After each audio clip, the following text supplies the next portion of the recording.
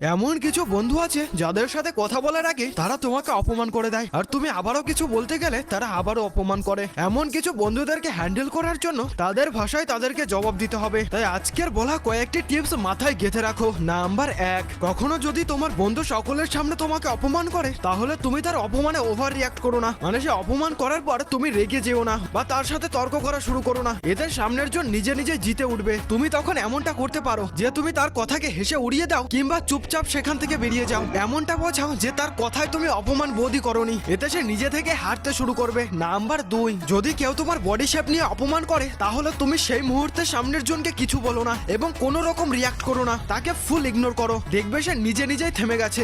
Number 3, অনেকে এমন আছে নিজের অরা বাড়ানোর জন্য অনেকের সামনে তোমাকে অপমান করবে এবং সে নিজে হিরো হতে চাইবে, কিন্তু এরা ভাবে এদের নিজেদের অরা বাড়ছে কিন্তু অন্যদের সামনে এদের অরা মাইনাসে চলে যায় আর এদেরকে বোকা ঘোষিত করা হয়। আর হ্যাঁ, শুধুমাত্র আমার সিগমা আর্মিরাই কমেন্ট বক্সে সিগমা লিখে যেও।